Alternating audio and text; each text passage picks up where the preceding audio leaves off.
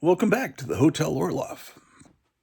I was just filming an episode of the show, and whoa, scheisse.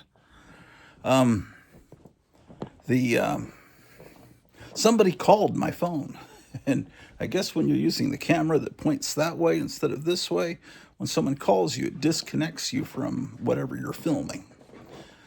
Unless there's some setting I can put on my phone to prevent that. It caused us to lose our shot. I was talking about Joe Riley. Joe Riley painted this portrait of Vampira, and this portrait of Ed Wood here. But I'm going to go upstairs and try to find the magazine I used to put out called The Sophisticate, because that has a lot of his artwork in it. So my quest has led me up here to the comic book sanctuary. See if we can locate that box.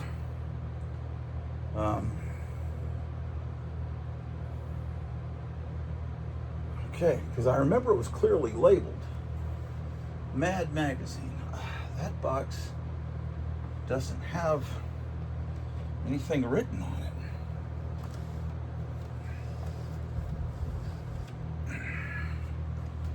I bet that's the box. I've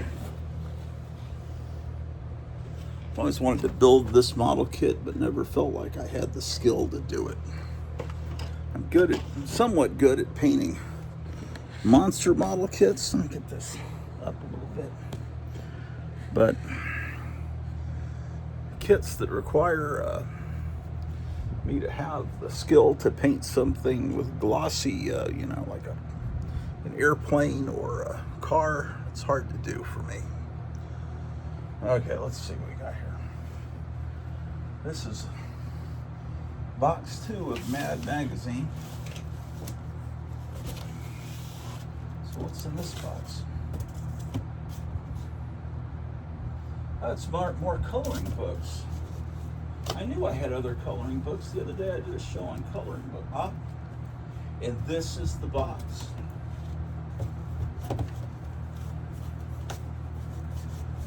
Looks like we found it. Oh my God.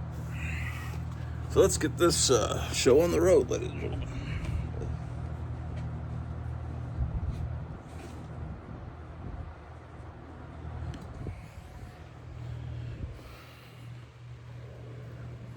Okay. All right.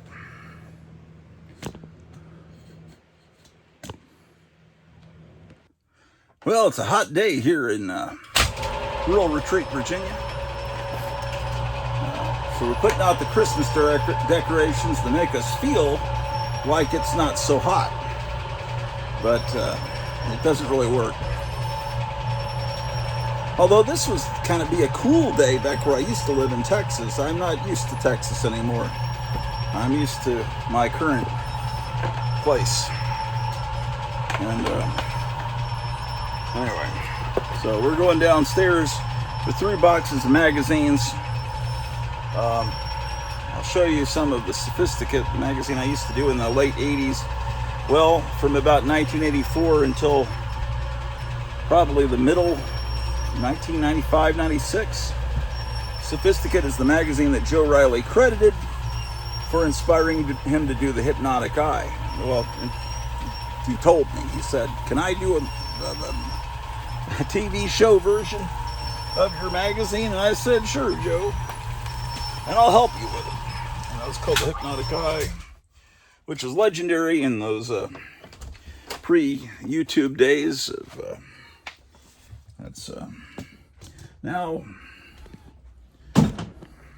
you can still see the Hypnotic Eye. For a while, it wasn't allowed to be shown on YouTube because there was some, cramped songs and some copywritten, I think, a Ramones video. But so there's some people that have it up on YouTube, and they've taken the sound out from that Cramps video, and then someone else has the Hypnotic Eye up where they leave it intact, but that just means that they can't monetize it. But it just depends on what band you do. If it's the Beatles, you're just Really out of luck. Okay, where can I put a Santa? I feel like Batman carrying that bomb. Some days you never know what to do with a Santa Claus. Well, since it's almost Christmas, we'll put Santa Claus. The cats can climb anywhere now, so it's not a trying to find a place that they won't knock Santa down, man. This old plastic's brittle. Santa Claus. Well, I'll just put Santa Claus down under the Christmas tree. What the heck? All right. Now, this magazine I used to do called The Sophisticate, I should have all the original pages where I could make new, do a reprinting of it, but they're all scrambled up. And it'll take a little bit, but now getting these out, I can start putting them back into the proper order. Yeah. So we'll see.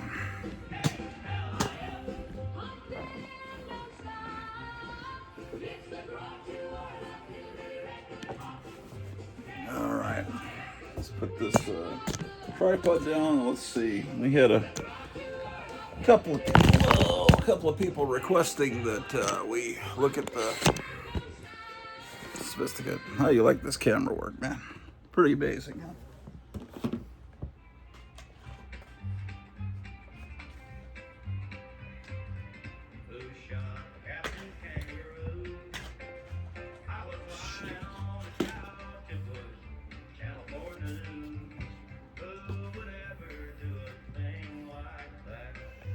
Okay, well,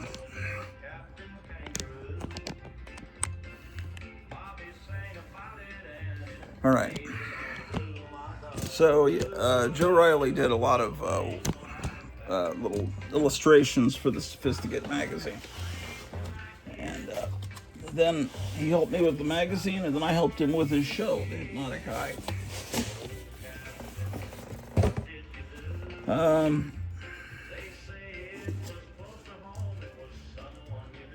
Before we, let's just go through this box in order. I have no idea how this came into my possession. I did not buy this when I was young. Maybe I got it at a garage sale. Someone has done some masterful work there connecting dots.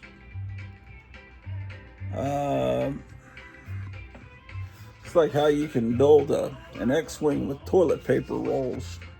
Is that what they're using? Paper towel tube.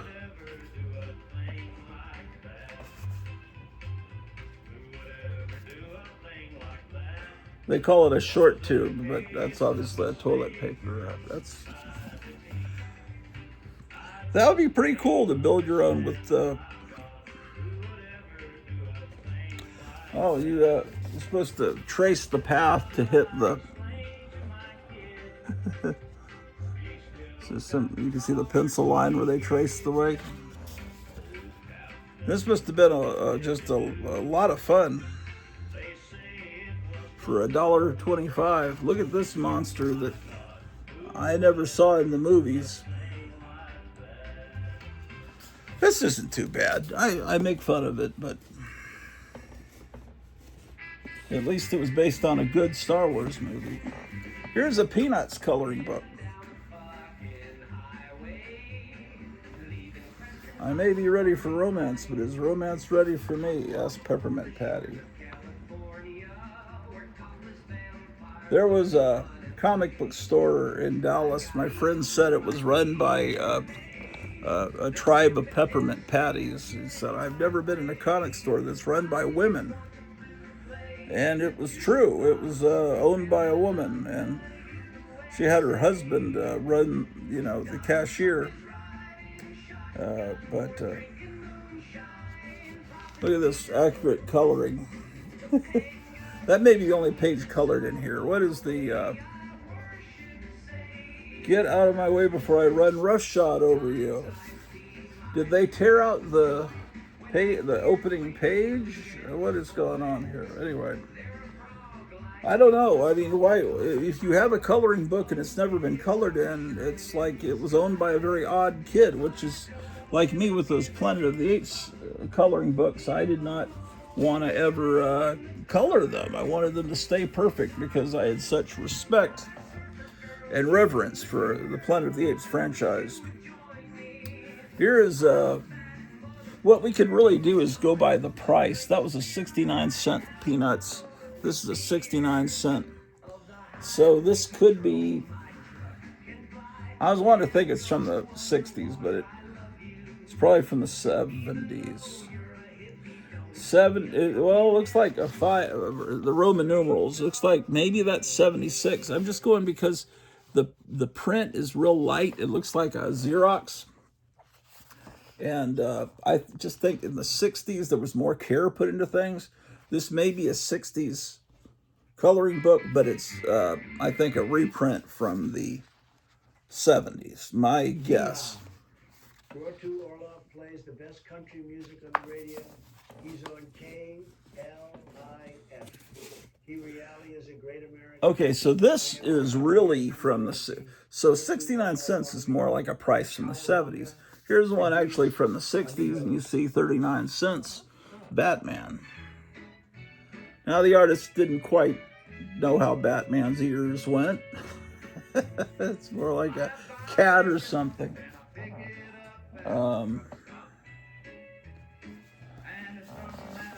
Thanks, Batman. It's from 1966, and this is not colored by a kid.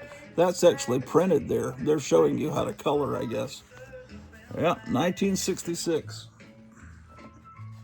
Although, honestly, this Whitman coloring is not very... It looks like it was... Maybe that was from the 6th. No, it couldn't have been with that price.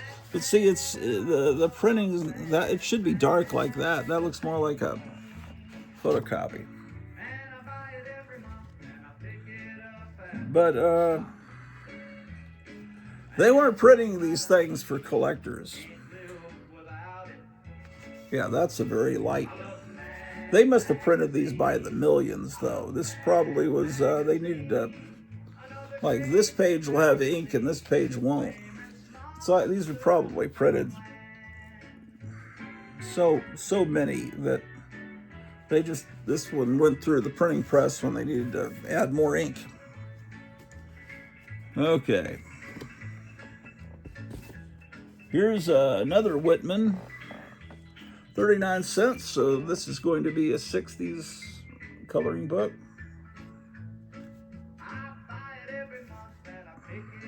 I didn't know they had lawnmowers back in the time of Snow White. LII. Man, it's been a long time since I studied Roman numerals. 39 price tag, I would say this is mid-60s. Whitman put out tons of these coloring books, and I'm not sure how many people collect them. What is this?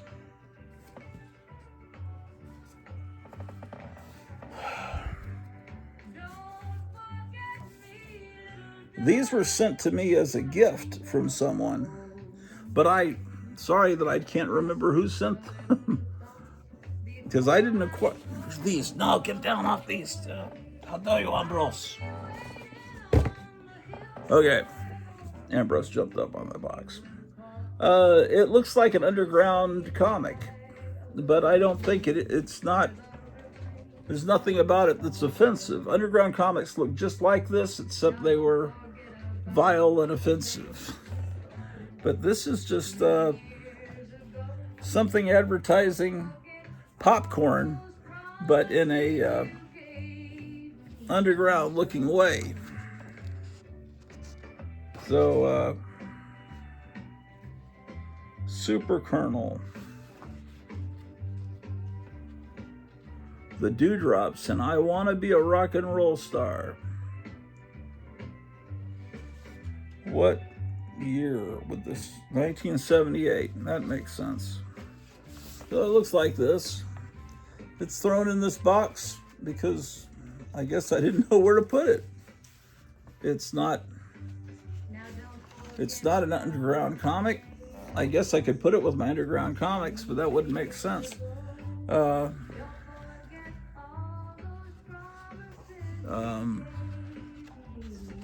Yeah, and I mean, there's another one here. Volume 1, number 11. I just don't know where I got these from. Either someone gave this to me as a gift, which is cool. I think it's neat. Something I've never seen before. Or I really would have no idea. This is more, it's the width of a magazine, but not as tall as a magazine. And so I can't put it in with underground comics. I put it in with magazines, but where does it go is the question. So it went after, yeah, that's, I don't know. That's probably the wrong place. Okay. Here's a weird looking coloring book. It's not by Whitman. It's 29 cents. It's Color Parade, and it's by the Landau Publishing Company in Huron, Ohio. So it's I like it. The printing is it looks like just as good as Whitman. It's better than Whitman. There's all the lines are dark. A perky little kitty cat. See, this isn't licensed to any existing intellectual property, so it's just like pretty jewelry, fan and shoes. It's just random pictures. Kitten. That's good because now I could put #kitten on this episode because that'll bring in viewers. All right, so that's that. Here's what is, ooh, this is a thick one, man. From Kmart. It's the big book to color. Look how thick this thing is. And look at that. That'll bring back memories. The Kmart sticker, 57 cents. What kind of stuff? It's from a company called Artcraft. And it's just all kinds of stuff. Nature, kid discovering a little bird.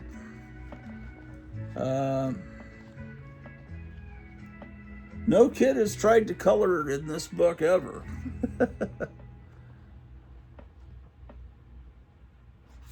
But how could you resist with such cute images? It's probably a little unwieldy to try to color in a book that thick. I think I must have bought a stack of coloring books at a garage sale. Because now this one is so big it's getting bent on the top. But it's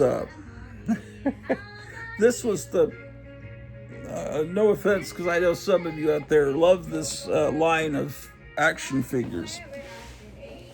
There was G.I. Joe, which was cool. Although my oldest brother, I have 2 older brothers. My oldest brother told me he would never play with a G.I. Joe. That was like a girl thing. That was it's a dress-up doll. And my middle brother, I was the youngest, he had G.I. Joes and all that stuff. There was 2 years difference between them. And then I came along 10 years later. So anyway, G.I. Joe, and then by the time I come along, get old enough, I get a combat G.I. Joe. But it was a few years older. I was like maybe 60, it might have been 1969, 1970. I remember I had to go to the hospital I went to the doctor, and they said I had to stay. And my parents, my mom left without me. It was kind of like, oh my gosh. And so they brought me stuff, and then one was a talking G.I. Joe, which was actually dated 1967. So it must have sat around the PX for a while, unsold. And then my mom must have got it on a sale, So I still have it. I showed it in the last episode. But then, by the time, then the GI Joes started to get non-military, and they started to become, I've got curly hair, I've got a beard, I practice kung fu, but I'm not a combat soldier. I go out and look for sarcophagi, whatever. I look for mummies. I fight little weird Sasquatch-looking Bigfoot men. So it was no longer like, you didn't have the, here are all your guns and your weapons for a G.I. Joe. So it was, became big G.I. Joe with his kung fu grip, and it was still cool, but it wasn't as cool as what I saw my older brother had. And then they stopped making G.I. Joes, and then they came back 10 years later in the little bitty form. But by then I was in college and I wasn't buying toys. Sometimes I would. Sometimes I admire other. I didn't really understand. I thought G.I. Joe, but G.I. Joe was no longer referring to an individual. It was referring to an organization called G.I. Joe. Because I was thinking, why are there so many G.I. Joes? They don't look alike. To me, G.I. Joe was all one guy, like a clone, and they always put a scar on his cheek, And the enemy soldiers that G.I. Joe fought, the Germans, the Japanese, they all had a scar on their cheek, too. It was like, that's what they did in basic training, is scar your cheek to get you ready for battle. Anyway, where am I going with this? There was a line of figures called Big Jim, and I'd see him advertised in the comic books, and I thought, well, what's special about that? It's just a guy that plays football or does karate. It's kind of like a guy at a mall. It's like that is. I start to understand what my older brother was thinking. It's like that's not that different from a Barbie. It's just. There's nothing violent about it. But anyway, somehow I wound up with Big Jim and his friends. This is Big Jim. I never had a Big Jim, and I never asked Santa for Big Jim. And no offense if you did.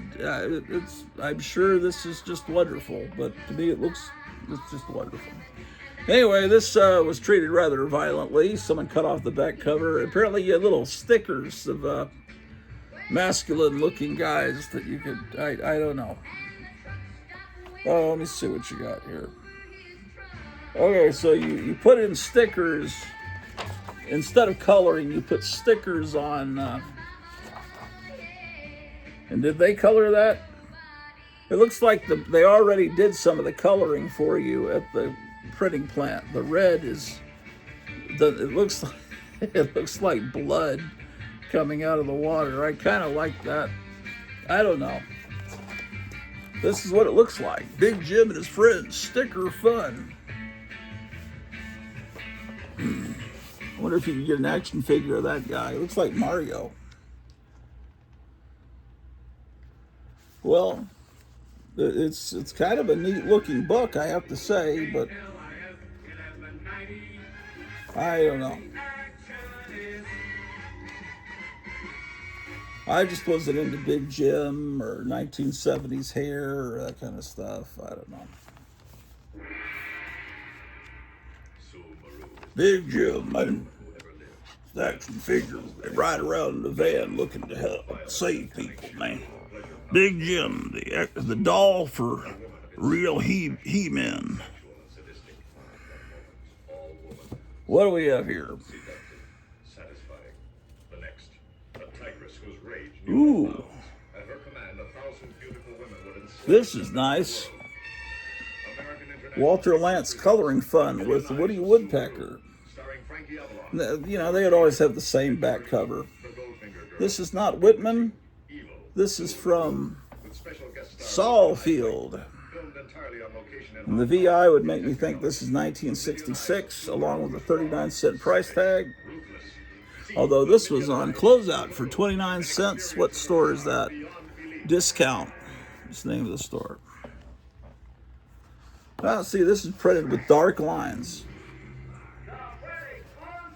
Yeah, this is a pretty cool coloring book, I have to admit.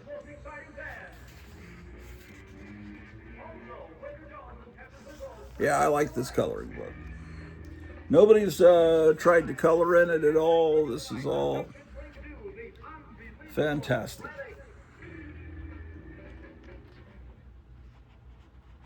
And then the first page, that color is put there by the manufacturer, the printer. Oh, Highlights magazine. Remember Highlights magazine? They'd always have it in the dentist's office, doctor's office. It was a magazine every week, every month. The cover looked exactly the same, and always had the little guy. What was his name? The guy that taught you how to be not to be a slob. I don't know. Goofus and gallant. Goofus and gallant. But this isn't an actual issue of Highlights. It's a special. This is book 1, Science All Around Us. So this is going to teach you science. So this is going to be even more boring than the regular. No, I'm just kidding. It's a wonderful magazine. But it teaches you science experiments. You know why I own it? I have no idea. But can I throw it away? No, because it's from the 60s, and I have to preserve things. This could actually be from the 50s. Oh, man. 1960.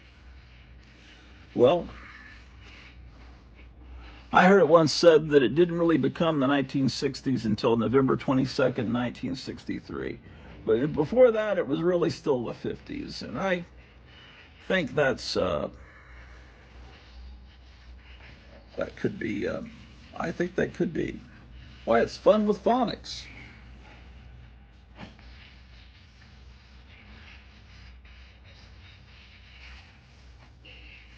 You can't imagine having more fun than this. It's almost as much fun as reading Famous Monsters. Okay, now we get to the part of the box with my old magazines. Now, my earliest issues had a different name, and they were in a different format. And I switched to the Sophisticate with issue number 11. So the first 10 issues were smaller. Well, some of them, yeah. They were folded over kind of things. Okay. So this is issue 11 of the Sophisticate. It's a new year. Happy New Year. I drew this illustration. It's the 1980s are going away, and the 1990s are represented by Betty Page. It's issue number 11, and there's Vampira on the cover, back cover.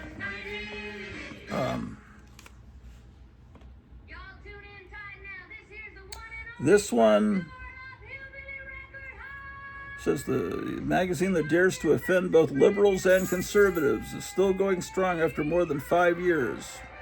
Sure, we have a new name and a new look, but remember, 25% of our profits still go to support the clubbing of baby seals. So that's a lot of stuff where you cut and paste, and you put Charles Manson's head on Charles Atlas and change that to Charles Manson, and little collage things like that. There's a little illustration I did there, a bunch of zombies.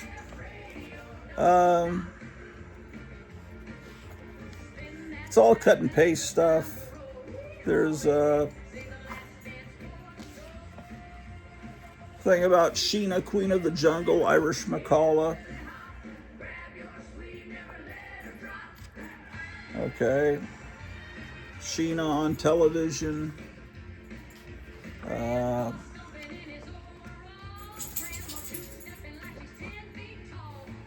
Something about the Cramps.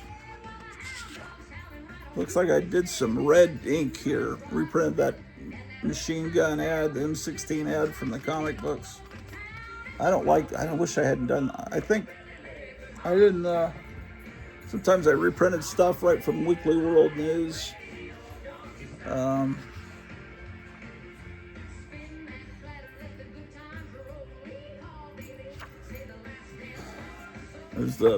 I took that ad, put Elvis's head on it, and instead of Darling Squirrel Monkey, we put Darling Elvis Monkey.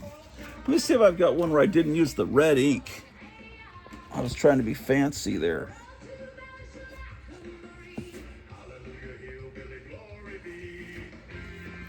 Let's see. Ah, man, I may have done it on all of these. I don't really like that look. Article on Crybaby. Did that come out in night? What actual month did this come out?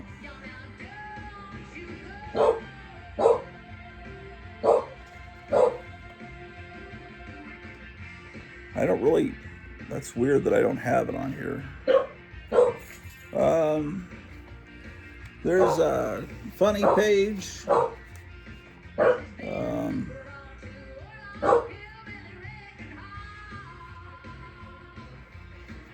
And then this, remember the movie Guardian of Hell? We switched it out and put Elvis on it. Elvis, Guardian of Hell. A lot of collage stuff.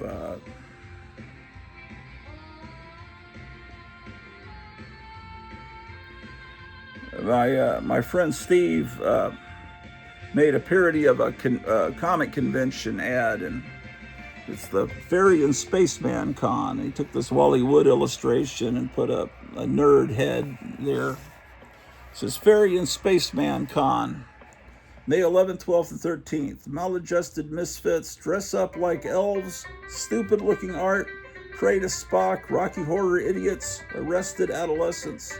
Special guest, a real Klingon. Bill Hodad played a janitor in Star Trek Episode 4-3. Lutana Weck, authoress of Elf Kiss, Dungeons and Puppies, and Enchantress of Gob 23. Nichelle Nichols, who was really Lieutenant Uhura. Skinny, pimpled kid with no chin and a Batman suit. Only $75 for all 3 days. So, and that was the kind of looks like a real comic convention flyer. Old wrestling flyer. It was just a collage of everything, you know. Ad for Stanley Mouse model kit. Just whenever I found old ads in these magazines that were cool, I wanted to put it, you know. And here's, you can get back issues of the magazine that I did. Yeah, why did I do this red ink? Stupid. Spread on Vampira. All right. I've got 1, 2, 3, 4 copies of this. Yeah.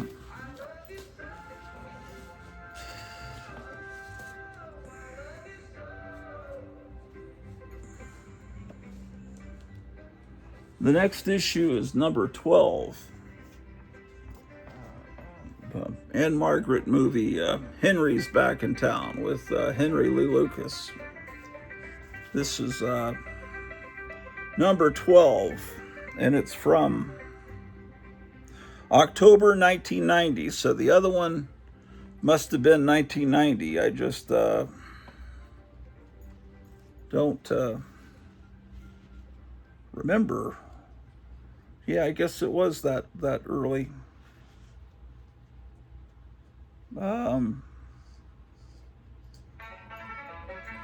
Okay, this isn't going to have artwork in this by Joe Riley because this is too early. Joe Riley would come around in the mid-90s. When did I meet him? I'll be able to tell you by looking through here.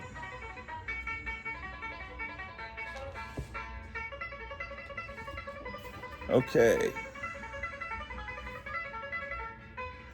This is number 13 from December 1990. Ad on the back, for I drink your blood, I eat your skin. There's the cramps. This one's pretty thick.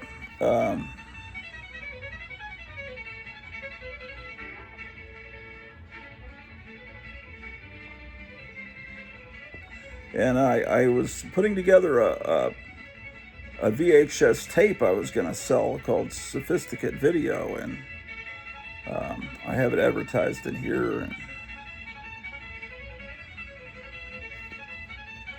this shows some of the comic books I used to make back in the 70s. See, I had a character called Captain Carnage decades before Marvel had that character Carnage.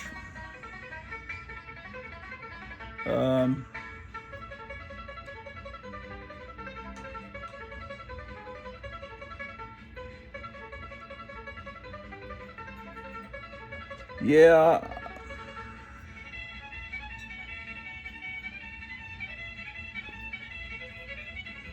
Oof.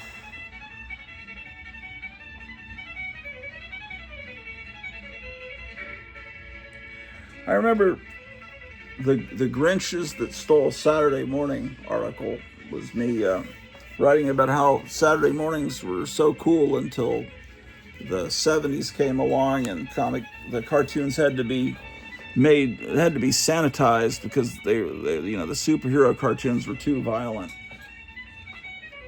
Man, do I only have one copy left of that one? That's something else. Number 14, Sophisticate 14. Ad for Zat on the back. When did this come out?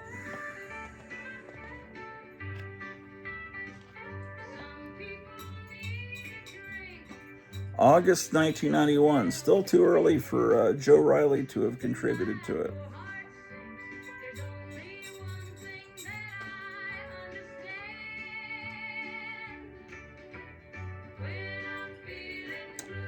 Yeah. There's an article on Warren magazines. This was just, I'd always wanted to, I was always inspired by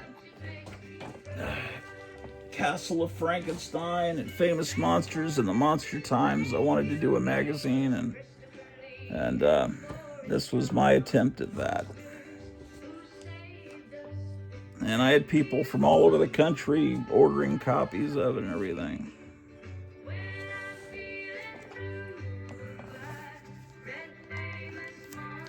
This is issue 15.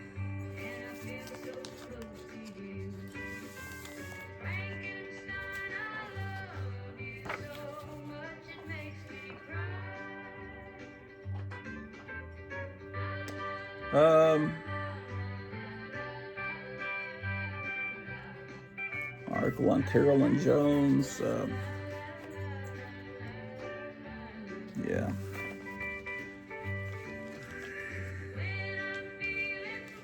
That's March of 1992.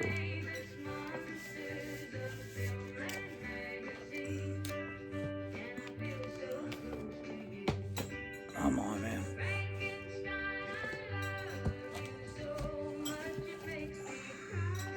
This might be where Joe...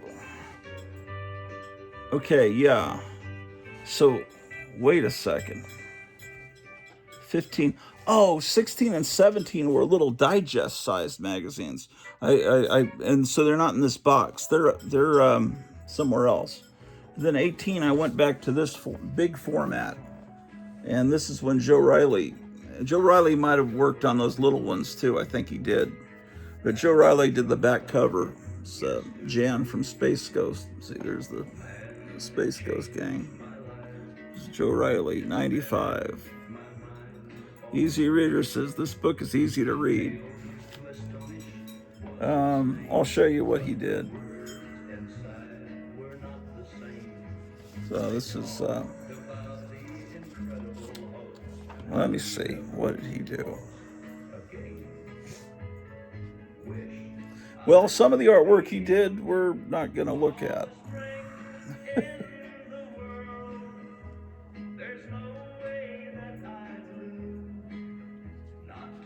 Reprinted this 2-page ad spread from Big Daddy Roth Studios. That was from an old Hot Rod magazine.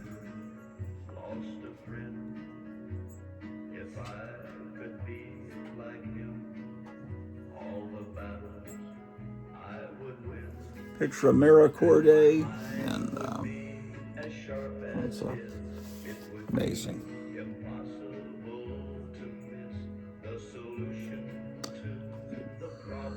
Yeah, that's Joe Riley's handwriting there. He did that little kidney-shaped thing there. I found an old article on different horror hosts from an old magazine, and reprinted. Gorgon was the host in Fort Worth, Texas, and they have Dr. Lucifer, Tarantula Ghoul. She recorded a 45. One side was the song King Kong, and the other one was called, what was the other one? I don't know. A lot of stuff about the 5, 6, 7, 8, so I was really into that band. Before Quentin Tarantino discovered them and put them in Kill Bill, I discovered them before him. This is a review of Gamera by Joe Riley. That's his handwriting. He did this complete thing, laid it out. That's all his handwriting, complete laid out by Joe Riley.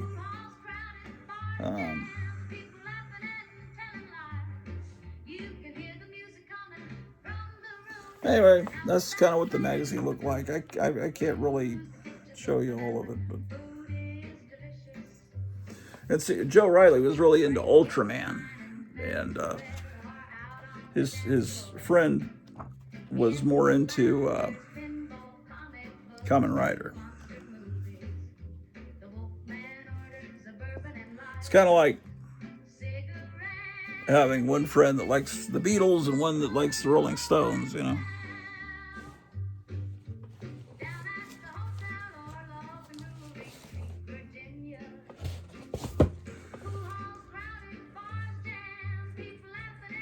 Okay, that could have been the last issue I printed, 18, and then 19 was gonna be the cover of 19. It never got made, but I started doing this companion magazine called Sling Rave Curvette. It says a new exciting magazine for girls from the creators of Sophisticate, and this was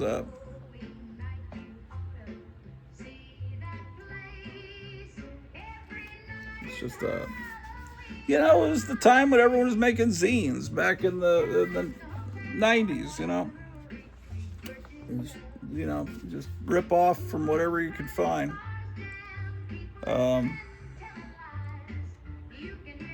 This is Joe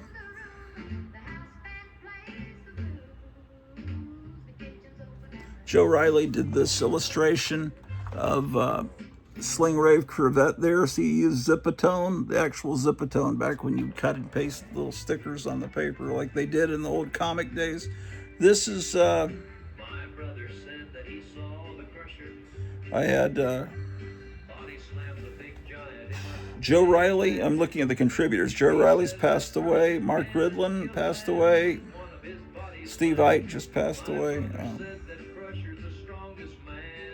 So what is the September, October 1995?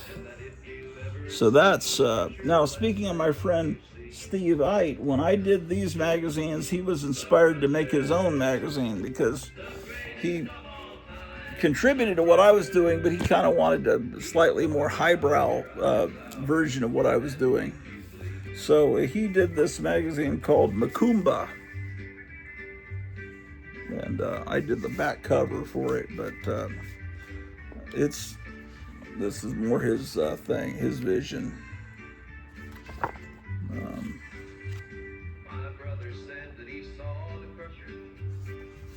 But it's more, it's like if you combine what I was doing with Terrence McKenna and Man, Myth, and Magic and Aleister Crowley or something, you would wind up with what he was doing. And I kept everything very lowbrow, you know, Big Daddy Roth, Addams Family kind of stuff. And anyway, I had a request to show those, and so that's been done. All right. Yesterday, or I think it was yesterday, I put the camera behind me, and then I watched. I was horrified because I can't. It's hard for me to see close up. You know, I was shaving. I left all these white hairs popping up, and it looked like crumbs on my. It just like, man, that camera's too close to me and showing what a slob I am. But anyway, it's the only way I can show you over my shoulder what I'm looking at. Oh man, come on. I'm trying to plug this in. There we go. What time is it? 1:22. Okay, I can't go too much longer on this. Okay. So this is part 2 of the Joe Riley show, I guess.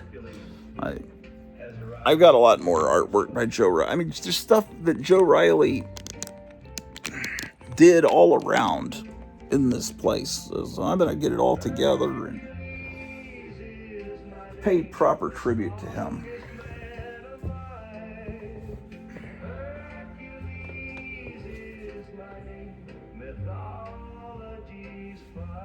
Okay.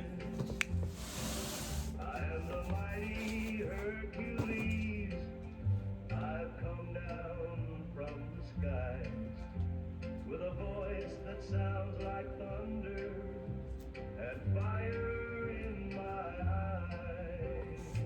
Let's look at some teen magazines. Popular Teen.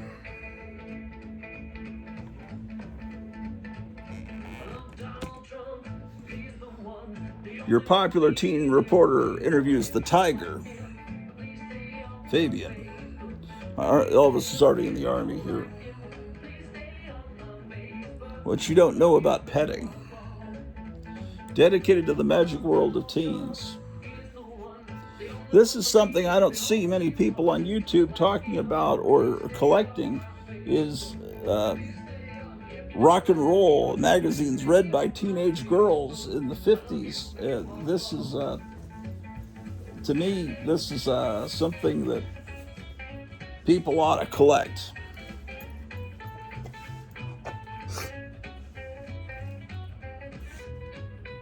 How bad is rock and roll? What about all those riots? Are the critics right? Is something wrong with teenagers who like this music?